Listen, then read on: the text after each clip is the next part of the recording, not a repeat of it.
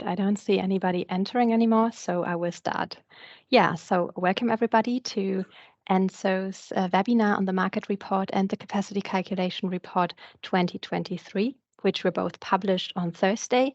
My name is Ramona Grügelsiepe. I'm working at Amprion, and I am the convener of the working group reporting on market integration, which is responsible for coordinating the drafting of these reports.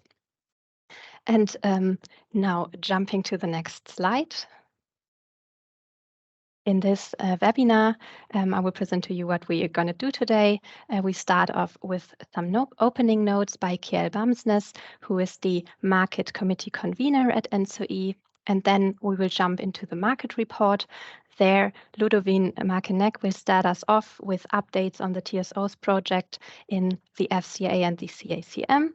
This is followed by Karel Schebasta, who will present the long-term markets and focus on this. This will be followed by Andre Estermann. He will present the short-term markets and focus on CACM, day ahead and intraday. And getting closer to real time, Sarah Maya and Ignacio de la Fuente will present the balancing markets. I will, let's say, round the session up with a presentation on the further topics that we present in the market report, and also start you off with the other report that we published on the capacity calculation and allocation report. There, I will present to you the evolution of the CCRs and also performance indicators that we provided in this report for you to look at. This part will be ended by Francesco Rosetto. He will present the future CCR assessment framework, which TSOs and ENTSO-E is currently working on. We will end this webinar with a Q&A session, and this is moderated by Dimitro Kondrachov. So let's please jump on the next slide. First of all, some housekeeping rules. This webinar will be recorded, so we will publish it online for future opportunities to look at it. And if you want to participate by asking questions, please use Slido. Here you have the QR code, which you can use to get to the website straight away, or you enter the website slido.com and also enter the event code that you here see below. Maybe if you don't know Slido yet, so you can first of all enter questions there that you would like us to answer in the end. And if you're interested in questions that other people ask and you find maybe interesting to know the answer or important to ask, you can also rate them, so it is more likely that we'll address these questions later on. I hope that was enough time for you to enter. Otherwise, we have this information in the end of the presentation again. And with this, I would like to enter the introduction and hand over to Kjell. Thank you very much, and good afternoon, everyone. Could we go to the next slide, please? So, why to harmonize and integrate electricity markets in Europe?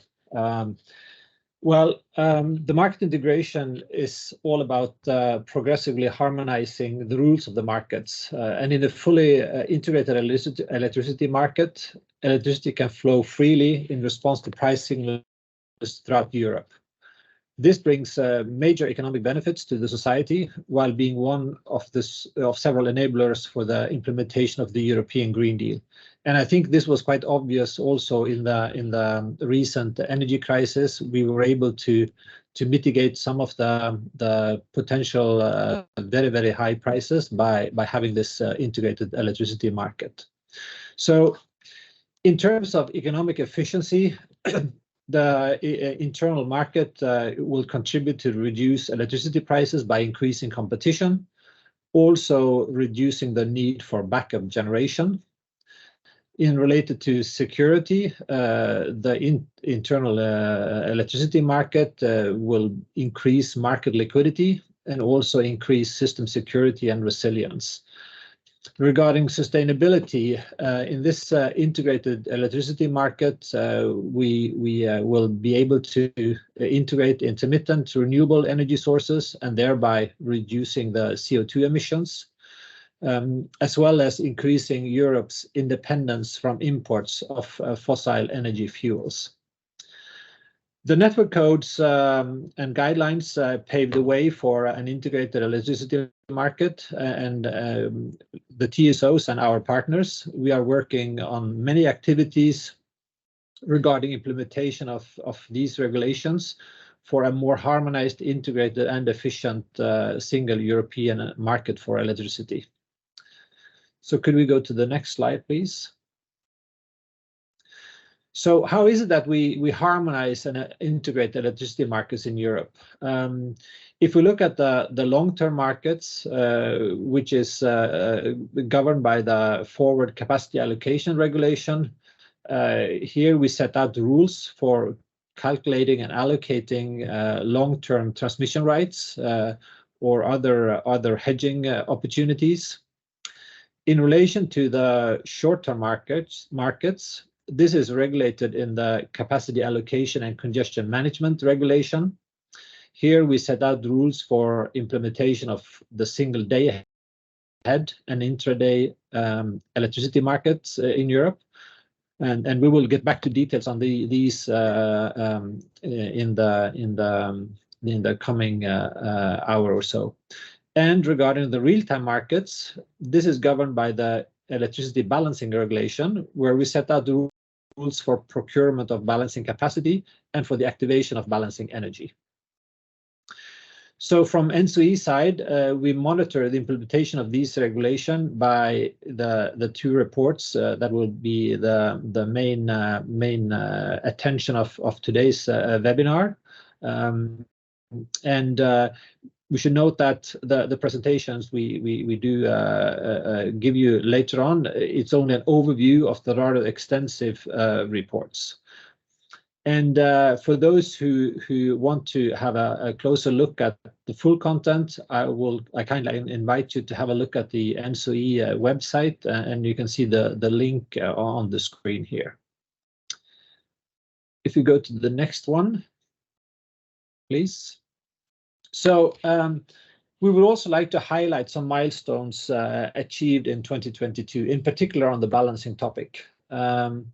So for the last few years, we've been working on balancing platforms, and in 2022, the AFRR, which is automatic frequency restoration reserves, and the MFRR, manual frequency restoration reserves, balancing platforms were completed. Picasso, this is the name for the AFRR platform, went live in June 2022, and Mari, which is the name of the MFRR platform, went live in October 2022.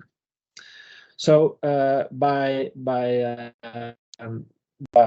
this, we have now all 4 European balancing platforms in operation. This is IGCC for imbalance netting, Picasso, Mari, and Terra. And Terra is for the replacement reserves. There have also been some other regulatory developments on the balancing topics last year. And we mention here the proposal for the harmonization of cross-zonal capacity allocation. This was submitted to ACER in December 2022. And also the related regional coordination centers procurement and sizing facilitation proposals, which we submitted to ACER in March of this year. For all the proposals, we expect an ACER decision in July of this year. Also, we should mention that significant social welfare gains at all balancing platforms, IGCC, Picasso, Mari, and Terra, and also related to the reserve cooperation, the frequency containment reserve, and the German-Austrian corporations. All of these results in an significant increased market size. We should also note that regarding the current energy crisis in Europe, this was not only impacted or visible through the prices in the day ahead and intraday market, but we also saw a very sharp increase on the balancing and imbalance settlement prices in 2022.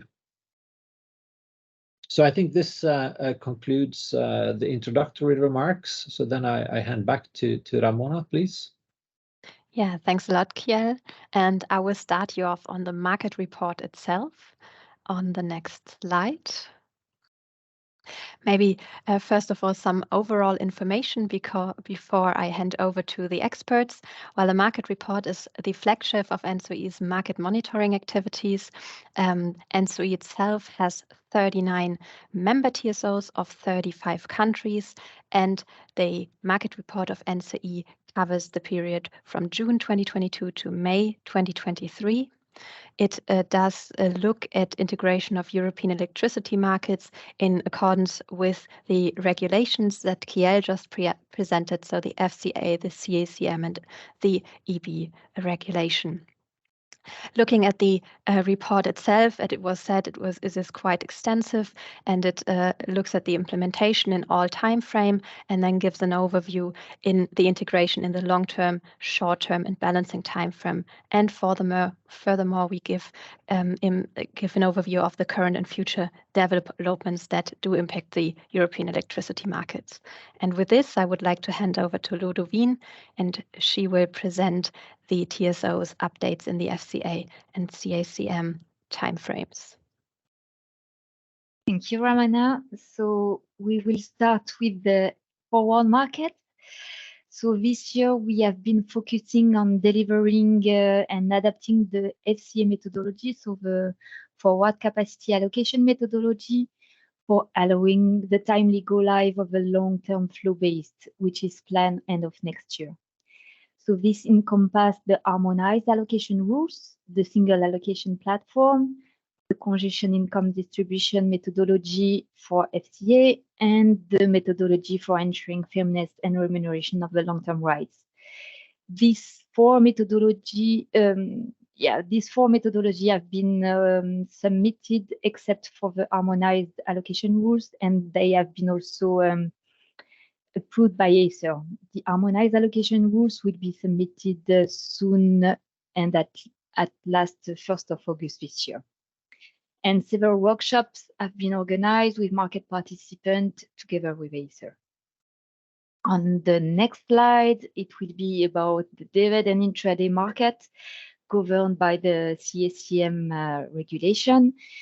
TSO have submitted the determination of a capacity calculation region to include the Norwegian bidding zone.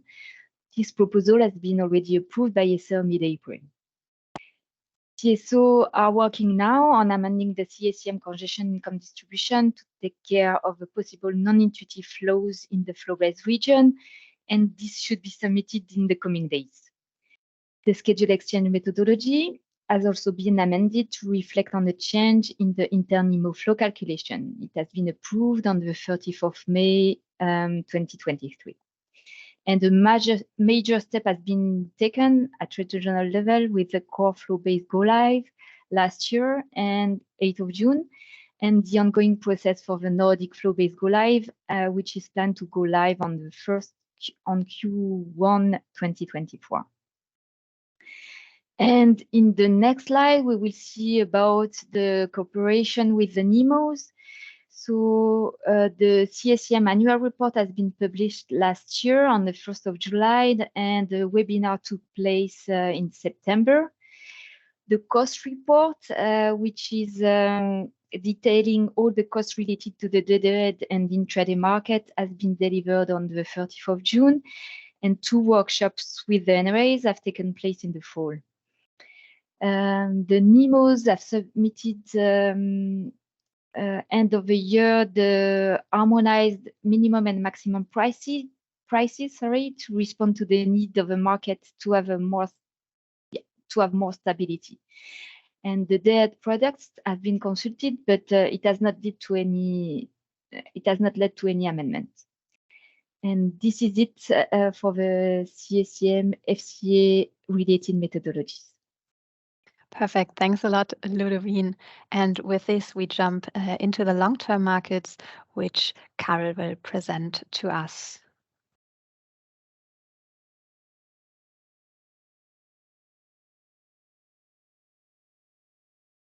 Thank you, Ramona, for the introduction. and we can start right away with the next slide.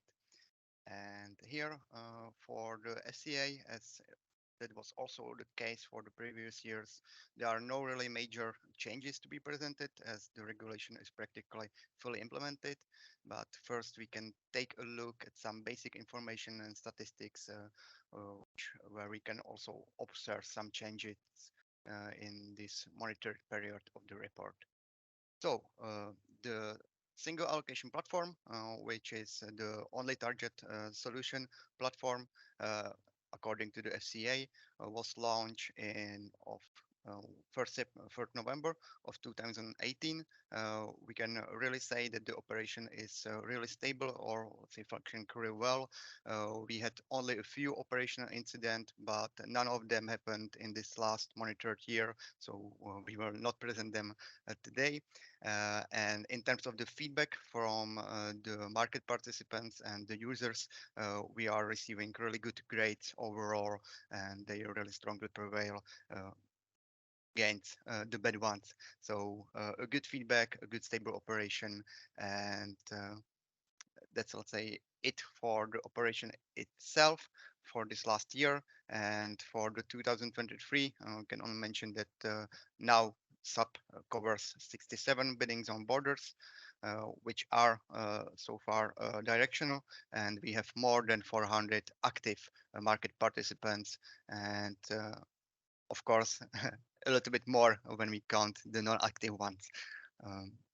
And as of the operation on the start of the single allocation platform, we had more than 4,020 auctions with, as I said, only a few incidents, but all of these auctions in the end happened in time or was, let's say, a relaunch. So none of them failed, let's say, completely. So that really states that the operation is quite well and the single allocation platform is functioning very well. And we can go to the next slide with the statistics. Here we can see slight changes in the graphs. We had a little bit smaller participation on average in the auctions, but we've launched a few new ones where there is not that much of the participants, but still we can see that the participation is much higher than the participants that are in the end winning the capacity and the long-term transmission rights. So we have quite a good liquidity on each auctions, and the average bid that is winning the capacity is 16 megawatts, and the requested capacity, as I said, is on average 10 times bigger than the offered one. We have a slight increase in the auction, which is linked to the launch or addition of two new borders on Finland and Estonia, and Slovenia and Romania. And for the return of the capacities, we have 4.5% capacity rights return for allocation of the successful auctions, which maybe goes to hands with the current reform of the market, when we would like to create sort of a secondary market that will be functioning a little bit better than the return to the subsequent auctions. But this is like maybe a little bit look into the future, but currently we don't really have that much of a returns, and the long-term transmission rights are really held by the owners until the end. And for the statistics on the physical transmission rights, we have only a really small 1% of the nomination of the rights, which are really physically used as the transmission rights, and which really leads to the next slides. If we can go. Thank you. Because in this monitored year, we had really broad transitions to the FTRs, the financial transmission rights, which happened with the launch of flow-based day-ahead market coupling in core, where a lot of borders, or let's say a huge majority of orders in the core region switch to the financial transmission rights, and the small nomination of the physical transmission rights really underline this change and this trend, which we can see for all of the transmission rights allocated under the single allocation platform. We are also monitoring and preparing our tools to be adapted to the 15 minutes and they had market progress, because there we have some impacts also in the long-term transmission rights market, but this is still undergoing and we are still analyzing the impacts, and the change didn't happen yet. So maybe in the next report there will be a change happening. And for the change that can be represented in terms of the SCA is the switch to the flow-based allocation for core and Nordic region, where we are trying to meet our deadlines for the go live for 2025 year's products, both yearly and monthly products. And this is really the change that is quite significant and will really impact the single allocation platform, main IT tools, market rules, and the operation procedures. But for the market participants, the operation processes shouldn't really be that much impacted. And the biggest change is that we will have one big auction for the whole region instead of the separate for each biddings on border. All of the main documentation and specifications are already ready, and the IT developer is already working on the development of the tool. And of course, we are rooting for the tool to be delivered as soon as possible, so we can also go to the next big step on our roadmap in terms of the long-term flow-based allocation, which is the much anticipated start of the simulations. And then we can move on, but that will be for the next report. But for this report, the communication with market participants, ACER and TSOs were really close. As Ludivine said, we had 4 workshops, and we really tried to make the documentation in line with all of the stakeholders. So that would be for the long-term flow-based allocation, and then also really closely linked to the long-term allocation, we had harmonized allocation rules update in 2023, which is still not completely finished, but there we reflected changes for the long-term flow-based allocation, 50 minutes NTU, remuneration, collaterals, which are also linked to the long-term flow-based, and then suspensions of the accounts and various different changes linked to the accounts and the operation from the market participants' perspective. And GEO also launched, or SAP also launched, the new transparency initiative, where we compared day-ahead prices or spreads with the historical long-term auctions, so we can see which one of them were beneficial or not. And you can find this on in the report itself and on the GEO websites to have a closer look on these statistics. And that would be all for the SCA, and I thank you for your attention. Thanks a lot, Karel. And I already see Andre, and he will take us now to the short-term markets. Please. Thank you very much, Ramona. Thank you very much, everybody. And also, I see so many people in the call, so there's I think quite a great appreciation of the tremendous work that went into this report. So now we'll present on the short-term market, and as you may know, we are organizing the short-term market in a new way. That we are, when we move to the next slide, we can see that the organization has now been aligned. They had in intraday merged under the umbrella of the Market Coupling Steering Committee as of last year. And throughout the year, also in this year, we continue to enhance the cooperation, the information exchange, and also the joint planning moving forward. So it's not just an important step for us as a corporation, for TSOs and NEMOs, but I think also for market participants, for all kinds of stakeholders, regulators, etc., to show that we are trying to be more efficient when not just in the planning exercise, but also in the delivery and the daily operation of it.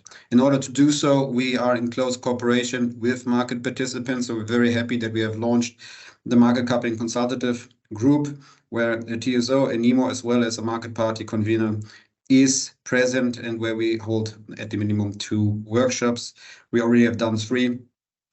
The next one will be October. I think another important one where we'll talk about the future and the task to be implemented.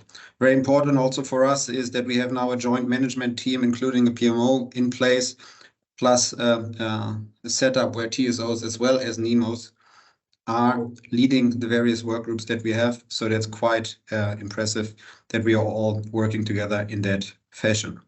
Moving to the next slide, I will then briefly introduce the day ahead side of it. So I think quite important to say already that we have also, particularly with the go live of Core last year in June, so 1 year ago, not only closed the loop in Europe. As you can see, the entire topology is now involved in day-ahead market coupling operations. Every day auctions are held. And I must say also very successful. So no decoupling or full decoupling incidents since then. Even more so when we look at today's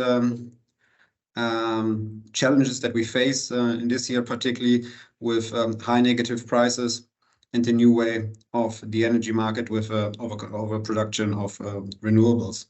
Nonetheless, those operational incidents or challenges are not only faced by the project, but also solved by the project. So I think it's also something to highlight that even for the externals, sometimes it's not that easy to comprehend what has been done, but at the minimum, it should be assured that just because things are running smoothly, that also entails that people are working very diligently in order to make those things happen.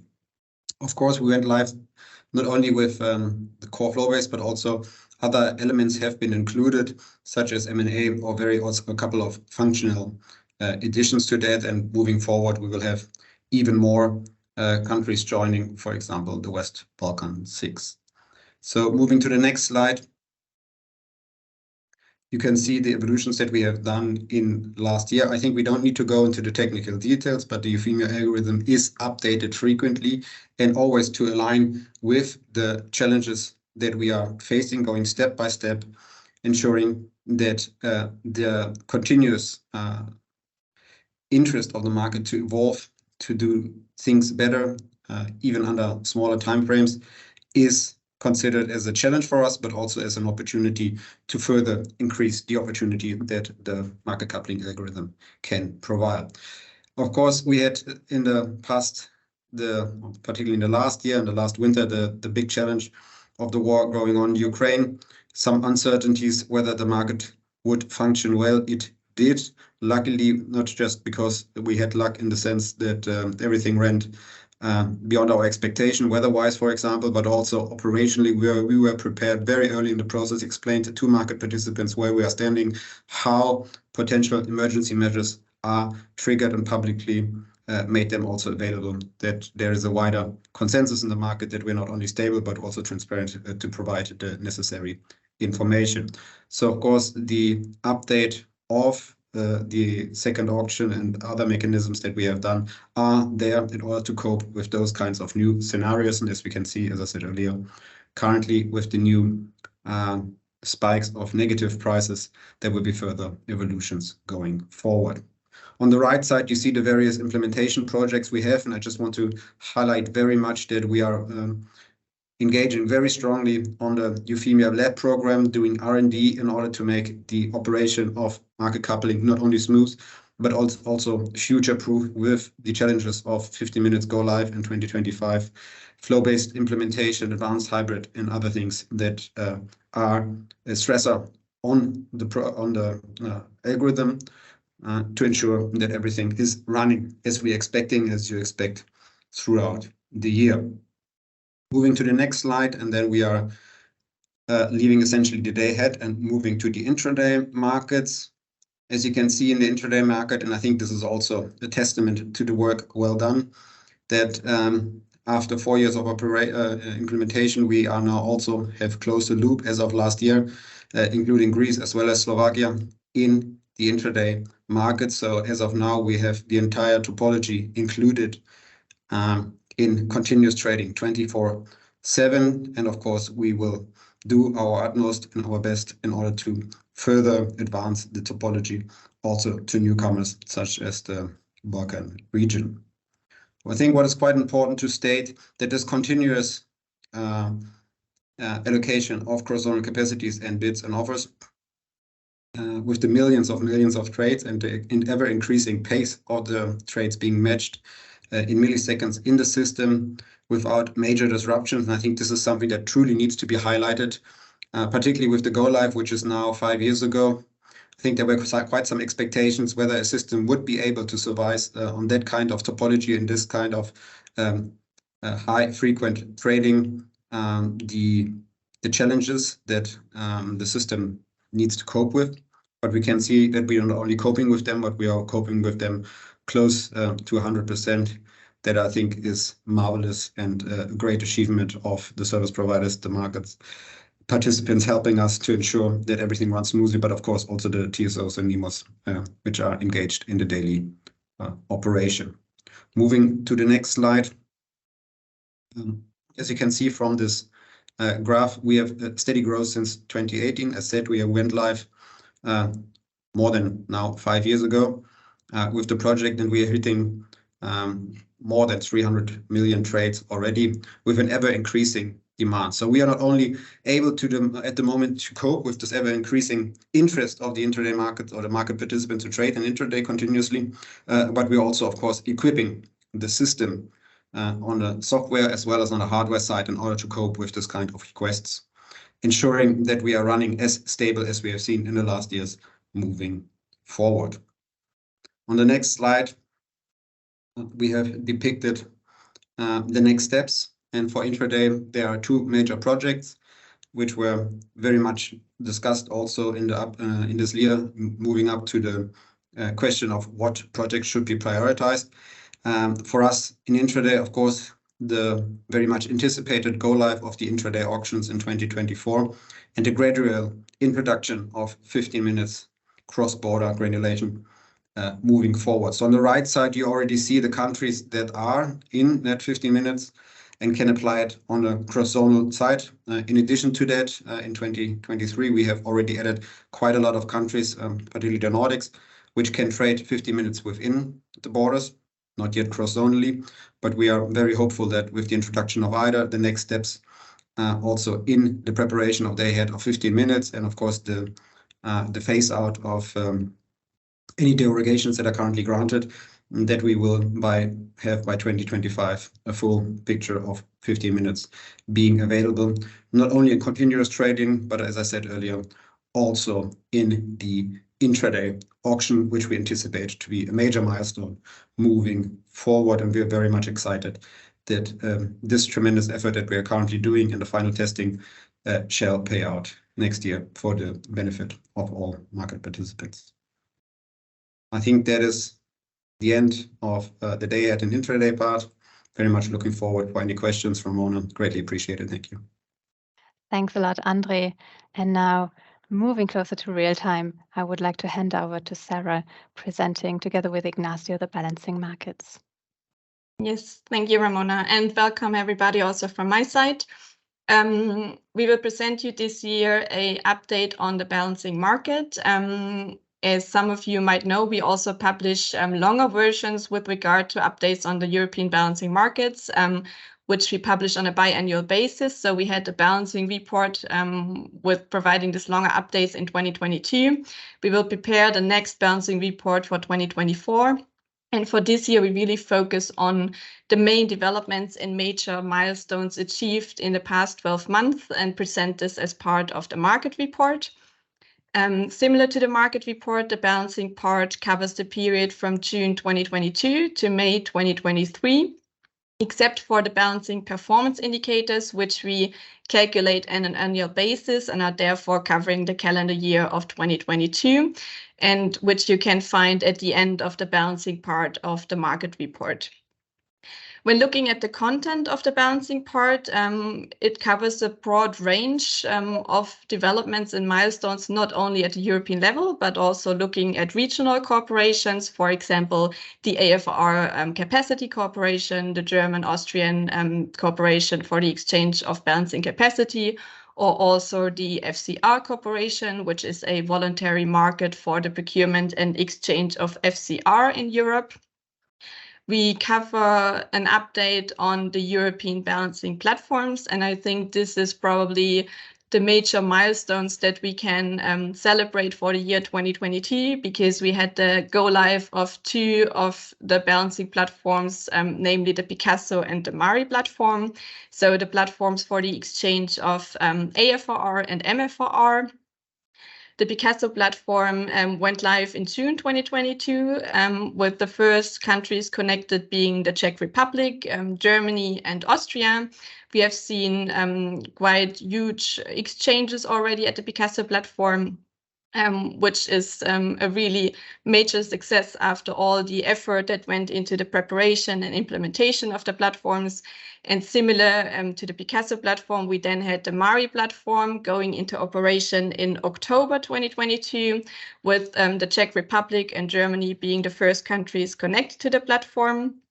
But we recently, I think 2 weeks ago, also celebrated the successful accession of Austria to the Mari platform, and we'll see all the other member TSOs, both to the Picasso and the Mari platform, being connected in the next 12 months until the legal derogation deadline for the accessions in July 2024. So I think it's fair to say that this is a really major milestone when looking at the European balancing markets. With the go live of these 2 platforms, we now have all 4 European balancing platforms according to EB regulation into operation.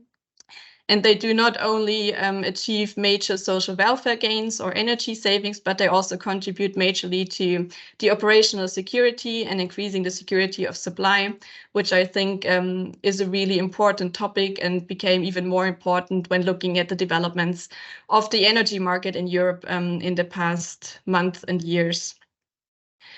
Besides the European balancing platforms, as said, the report or the balancing part also provides information on regional corporations, as well as on the regulatory developments. We describe the developments regarding the development and amendment of methodologies according to EB regulation. And as said in the beginning, one of the major parts are also the balancing performance indicators, where you can find quite interesting figures looking at the European balancing platforms when it comes to the availability, the volume, the prices at the platforms, but also looking at the social welfare gains and also looking at the regional corporations. So if you have time, I think it's quite interesting looking at the figures, and we will also present you later on some of the main figures that we are really proud of. So if we go to the next slide, I will dive in a little bit deeper into some of the developments regarding the implementation of the electricity balancing regulation. So when looking at the imbalance settlement harmonization, we see an overall good progress when it comes to harmonizing the main features of the imbalance settlement harmonization methodology. One of the main features there is the implementation of a 15-minute imbalance settlement period, which has been implemented in quite some countries already. However, we also see some derogations which are in place until 2025, and we will therefore see further harmonization in the next coming years. One of the major work, I would say, over the past 12 months from TSO side was then on the development of the harmonized cross-zonal capacity allocation methodology, which we submitted as all TSOs in December last year. And the main purpose of this methodology is to harmonize all regional methodologies that are in place for the allocation of cross-zonal capacity between the energy market and the balancing capacity markets.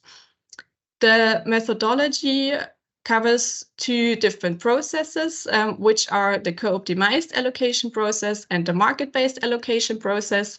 And we have had quite intensive and constructive exchanges with ACER and NAAs over the past months to improve and finalize the proposal that we submitted as TSOs. And we are now expecting the final approval and decision by the ACER in July, so basically next week on the 12th of July, for the decision on this harmonized methodology. Similar to this methodology, we also worked on the proposals for the procurement of balancing capacity and the sizing of reserve capacity when it comes to the involvement of the regional coordination centers. These are proposals that we submitted in March 2023, detailing the tasks that the RCCs can take on in these processes. And similar to the harmonized methodology, we await the approval of ACER on the 12th of July this year. And then the last regulatory development I would like to focus on are the implementation framework amendments that TSOs submitted in September last year. Oh no, I'm sorry, that we submitted early last year, and where in September last year we received the decision by ACER. The main objective of these amendments were to designate the entity that is operating the capacity management module, so the CMM, or sometimes also called the capacity management function, the CMF. And this will be the Czech TSO, CHEPS, now operating this module. But with the decision of ACER, we also have some other changes that we are implementing now, for example, a joint governance structure for the balancing platforms, or some reporting obligations, such as an annual work program that we are currently implementing. And with this, I would hand over to you, Ignacio, who will present you some more details on the balancing platforms and also some of the figures that we present in the balancing performance indicator part. Thank you very much, Sarah. So this Dimitro, we're in this slide, and just on my side to repeat again the key milestones that we have achieved last year in 2022 to have already operational the 4 platforms of activation of energy or netting of energy in Europe, mainly Terre platform. In the coming months, regarding Terre, we will have Poland joining Terre platform, so that this will allow to interchange replacement reserve balancing energy between CHEPS and Poland. So it's going to be this will for sure will increase the social welfare in Terre platform. Regarding IGCC platform, now after connection of Serbia and Bulgaria, all TSOs in Europe that was mandatory because they are using AFRR product to net in this platform in IGCC balancing energy are now operational in imbalance netting. We will see in the future if finally IGCC will disappear after all TSOs that participate in IGCC finally participate in Picasso. We will see, or can occur that some TSOs finally don't participate in Picasso and still participate in IGCC. But as you know, Picasso platform carry out in itself implicit imbalance netting equivalent to the process that is currently being done by IGCC platform. As mentioned before, we have regarding Picasso and Mari platforms. We also had in 2022 the big achievement to put in go live stage both Picasso and Mari platforms. By now, only a few TSOs are participating in both platforms. So we will see if in the coming months more and more TSOs until July 2024 participate in the balancing energy Picasso and Mari activation platforms. By now, we have this issue regarding due to the fact that only a few TSOs are participating in both Picasso and Mari. This is creating, in some cases, big price spikes that we're trying to to design additional measures to try to jointly with NRAs to try to mitigate such high price spikes that occur mainly in Picasso, but also sometimes we have had such price spikes in Mari platform. And on the other hand, also we have the big challenge in both platforms, Picasso and Mari, that such a quite a number of TSOs has asked for derogation mainly due to internal changes that we have to carry out in the respective countries.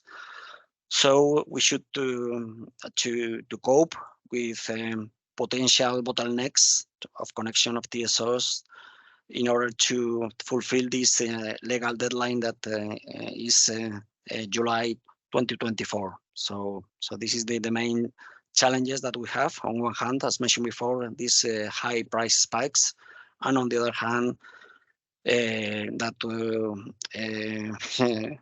taking into account this legal deadline, we have to cope with the fact that the remaining TSOs that have to connect to both Picasso and Mari platforms will have to connect in a very short period of time.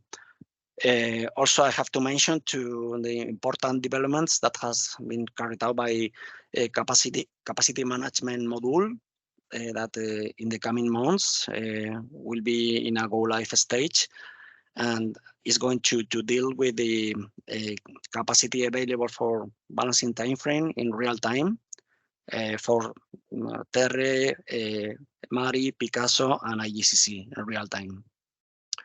So could you please go to next slide? So this is just an invitation for you to read in detail the KPI chapter we have built up with information coming from Transparency Platform, information coming from TSOs themselves, also information coming from different balancing energy and balancing reserve platforms. We have built up a set of 10 KPIs, key performance indicators. And in this slide, you have just a few numbers coming from this KPIs chapter. But you can see in general that all platforms has increased a lot the so-called social welfare. As you know, in general, social welfare is composed by 3 terms.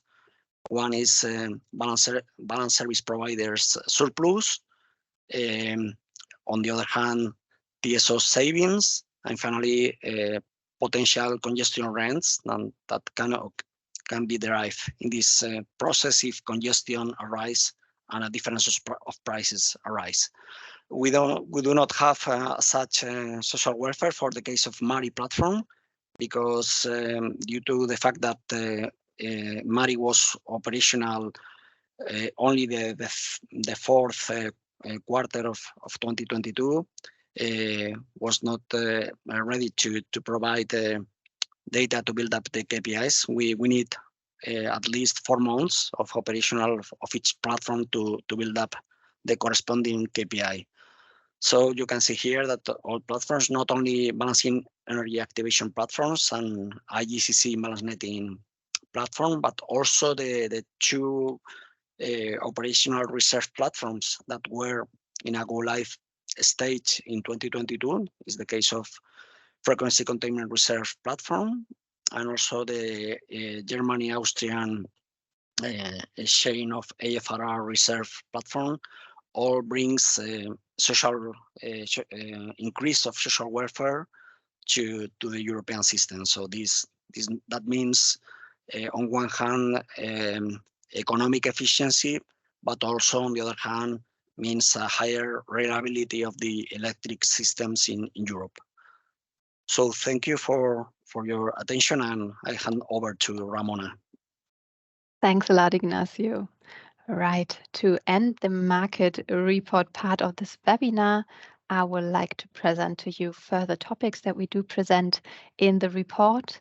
And on the next slide, you see that we want to highlight current and future developments that we see, and also want to highlight an additional topic that is dear to our heart.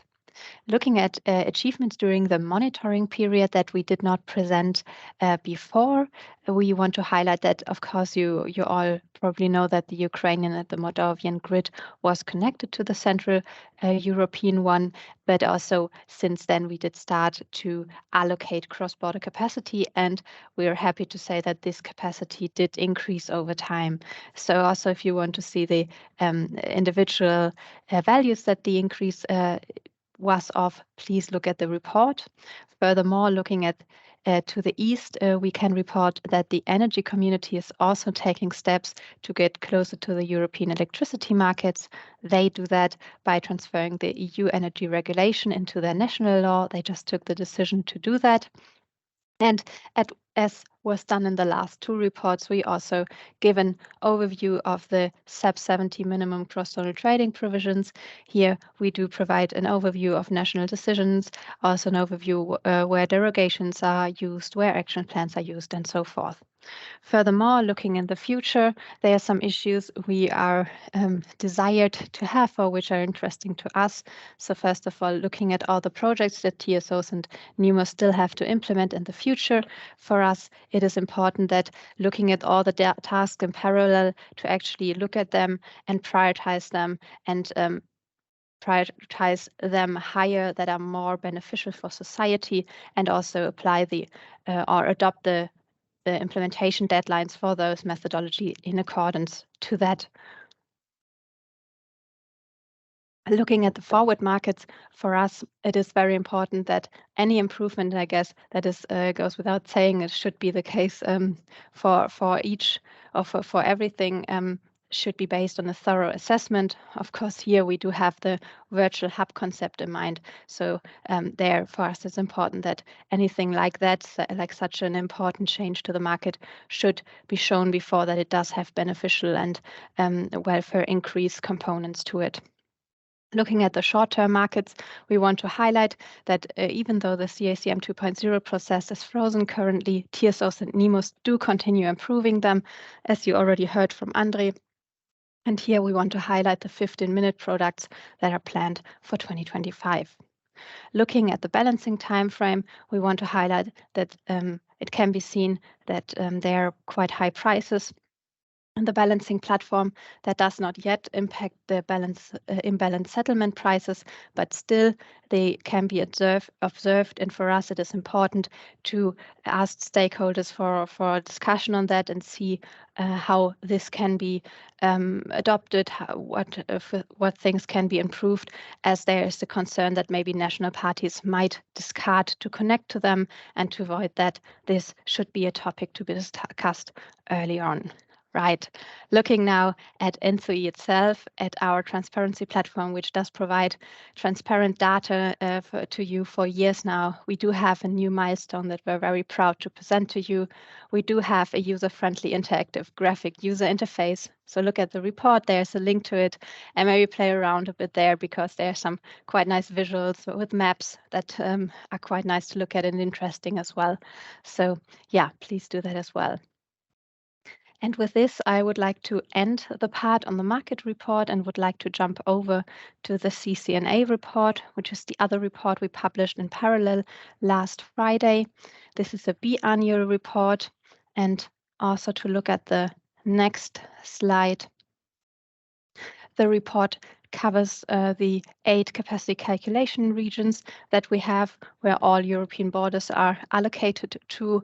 And this report, as I said, is done every second year. So it covers 2 years, and in this case, the years 2021 and 2022. And it is in accordance with the FCA and the CACM regulation. In the report, we cover the capacity calculation of each CCR in time frame, and also we provide performance indicators for those CCRs that were live during the monitoring period. or actually the CCMs in the CCRs were live. Furthermore, we added an additional chapter on the framework to assess CCR configurations. This is something that TSOs are currently working on, and in the report you find the level we are at with this. Right, now jumping into the content. First of all, I would like to have a look with you at the CCRs, and maybe Dimitro, we can jump there. Perfect. First of all, looking at the short-term markets here, you can see highlighted in green that quite some capacity calculation methodologies went live during the last years, which now results in 5 out of 8 CCRs having a CCM being live in accordance with the CACM, compared to not that many couple of years ago. Looking at the long-term time frame, on the next slide, we see that already 2 CCRs are live, and also we are seeing this as a development, and looking at the implementation statuses of the other CCRs, we see we are getting closer to full implementation. So that's quite an achievement here as well. Now, looking at the indicators that are presented in the report, we have 4 different kind of indicators that are also aligned with ACER and that the CACM and the FCA ask us to provide. So first is the indicator on the reliability margin. Here for CNTC CCRs, we present the transmission reliability margin, and for flow-based, we present the flow reliability margin. Also, we do assess the available and allocated cross-zonal capacity for all the timeframes of this report.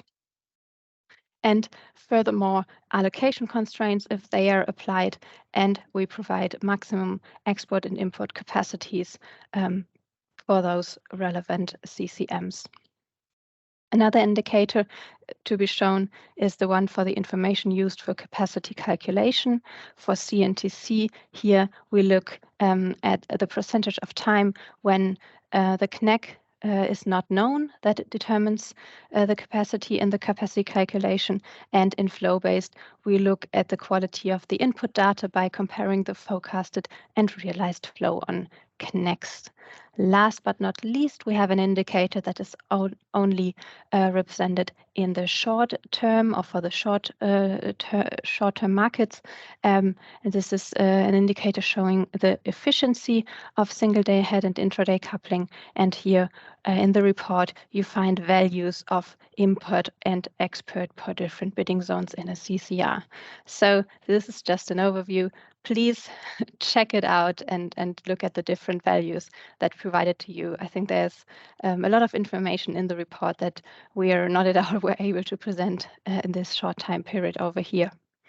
And with this, I like to hand over to Francesco. He will present to us the future CCR assessment. Thanks, Ramona, and hello everyone. It's a pleasure to be here with you today.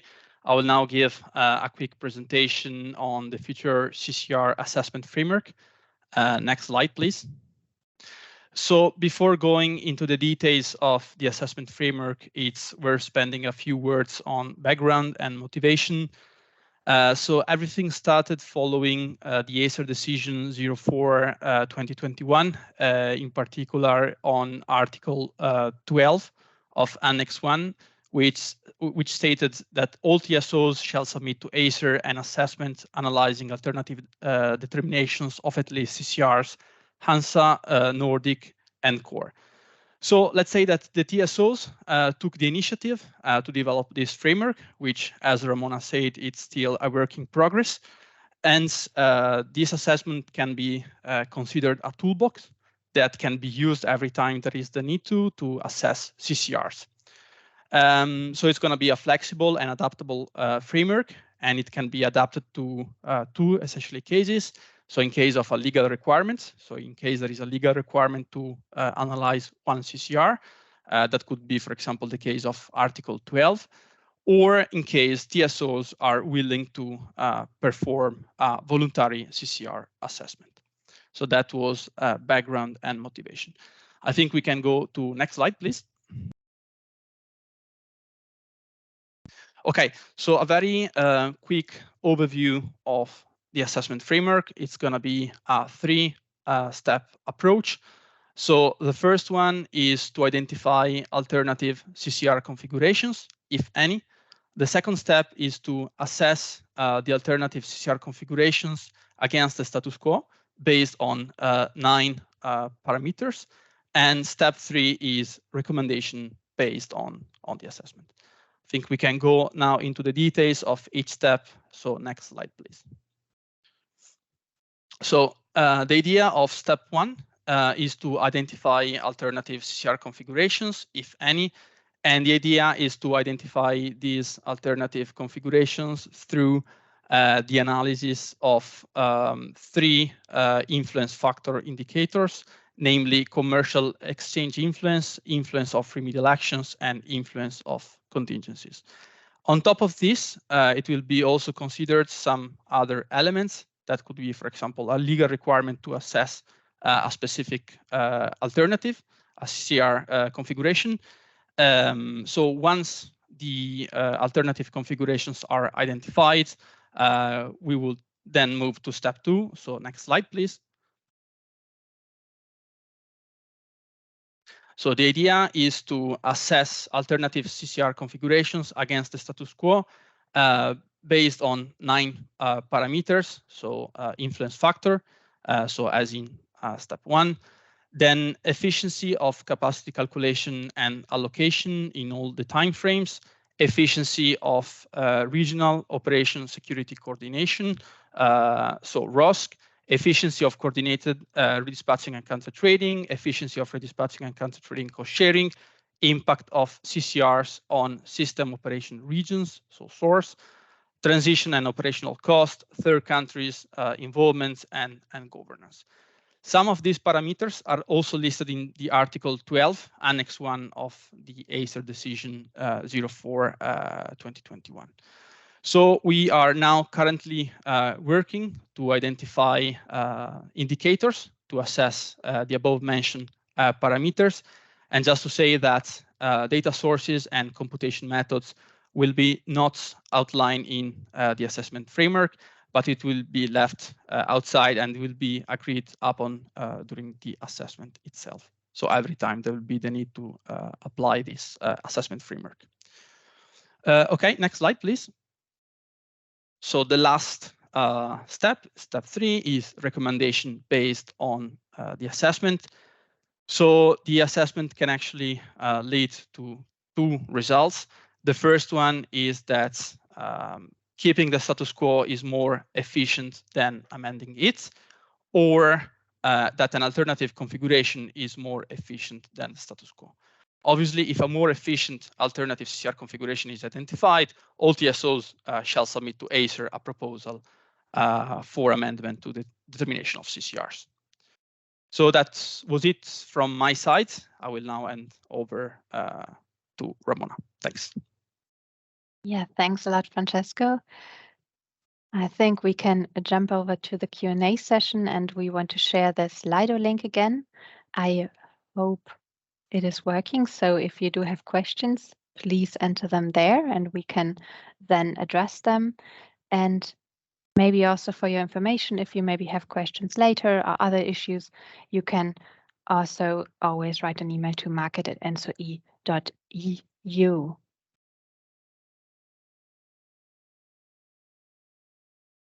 Dimitro, do we have some questions? Ramona, thank you. No, so far no questions. Please, everybody, I put this Slido code in the chat, so please use it if you want to post some questions. You have some 20-25 minutes for that.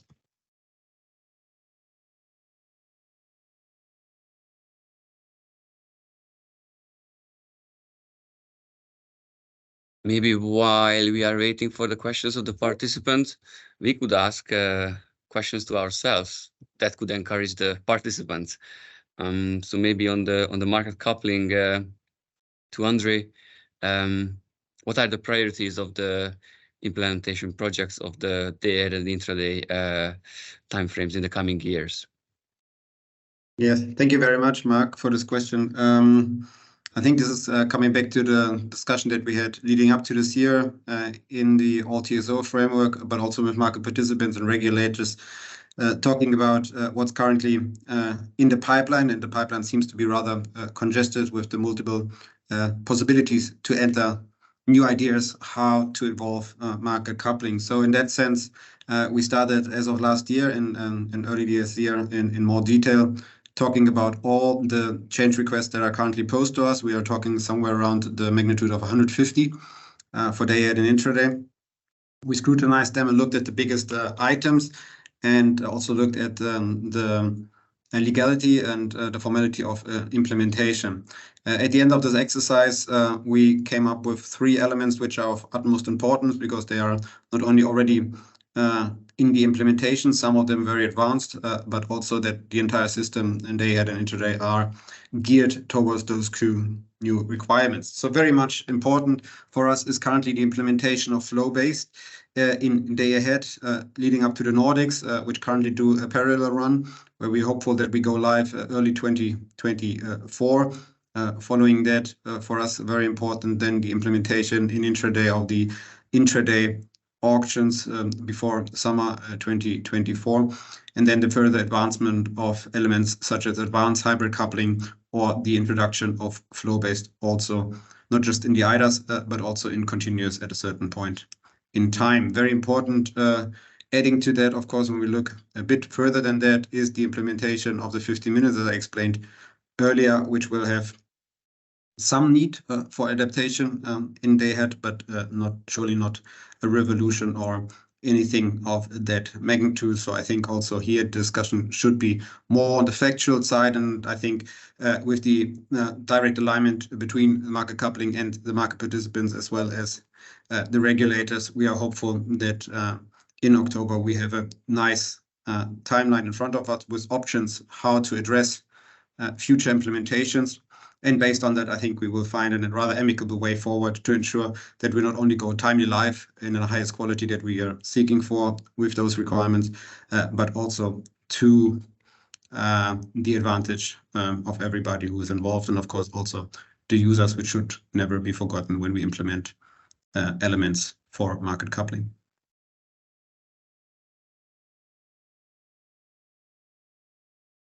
Thanks a lot, Andre. Sure. I will give the floor back to Dimitru, because there are some questions on Slido. Andrea, thank you so much. Yeah, there's a question. I think it relates to Francesco. I'll read it for your convenience. Do you expect a new decision by ACER on the CCR configuration this year or beginning of next year? And there'll be also another question to you, Francesco. Thank you. Yeah, actually, I think that this is a question more for Ludwin on the termination of CCR. Yeah, Ludwin, sorry.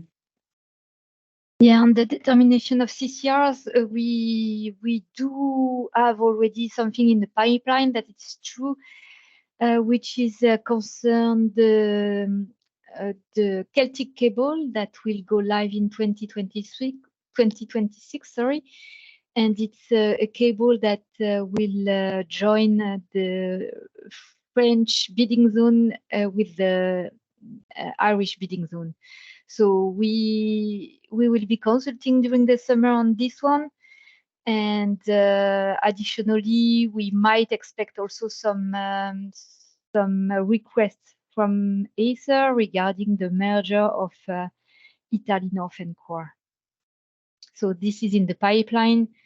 To have it approved this year would be kind of tricky, because it's we will need to submit right away if we want to have it approved this year. So I guess it will be more beginning of next year.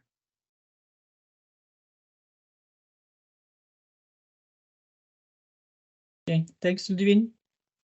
The other question we have, I think, Carolina, if you're online, I would like to spell this question.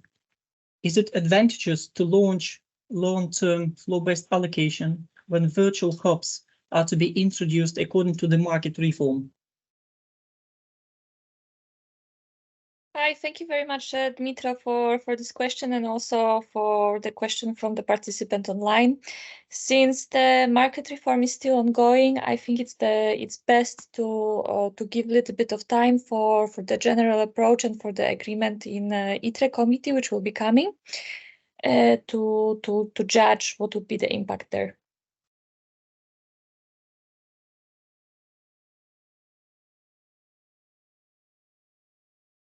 Yeah, okay, thank you, Carolina.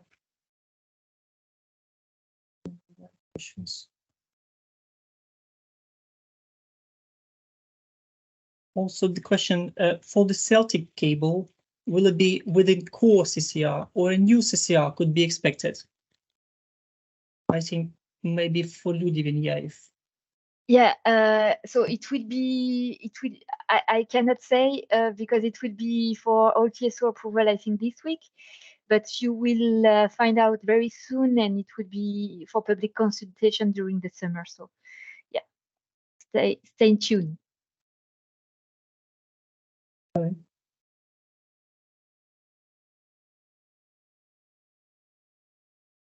Okay, I'm checking the questions because some of them go up and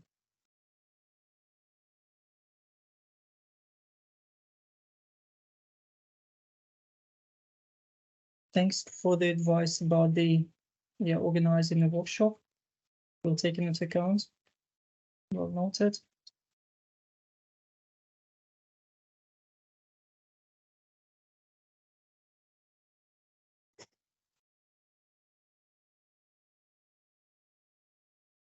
Then maybe a question to ourselves again until the participants write their own questions. The question to Ludivine: why core and Nordic regions are the ones considering long-term flow-based capacity calculation methodology?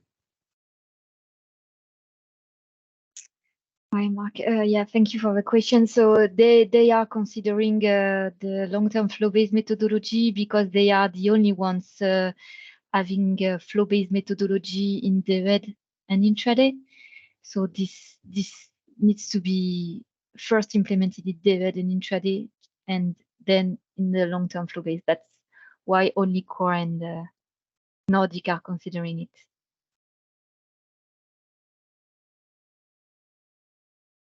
Thank you. Okay, good again.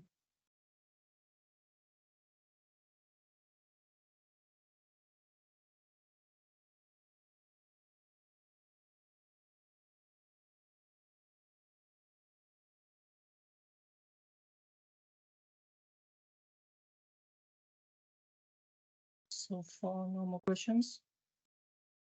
Okay. Question: is there a reason why performance indicators in CC&A report on core region does not involve flow-based indicators, net positions, and so on?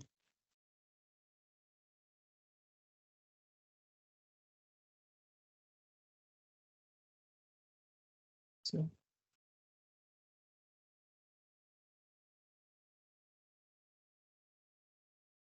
maybe Ramona. Yeah, maybe I can quickly react to this. So we do have like a little situation with the core performance indicators. I think in the end it was agreed that we do not want to show imperfect data, so we decided that some part of the indicators were not shown in this report, but we will continue to further align with ACER on the indicators that should be presented here, and that way we can make them usable also for stakeholders, and probably will provide them via a different way also for market participants.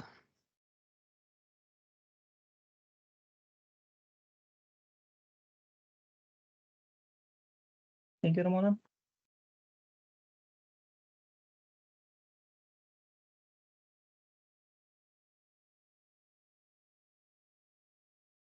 It seems these are the questions we got for today, Ramona. So I think maybe we can give back the floor to you. Right. Thanks a lot. And Hopefully you have now some ideas on the content of the market report and the CC&A report, and I hope we triggered you to look into the reports and find more interesting informations on them. And of course, if you have feedback also on this webinar, please do not hesitate to provide that to us also via the email address that you still see. And yes, we hope you all will have a nice and enjoyable summer, and maybe see you again next year when we present the annual reports of 2024. Thank you so much. Goodbye. Bye. Thank you. Bye-bye. Thank you.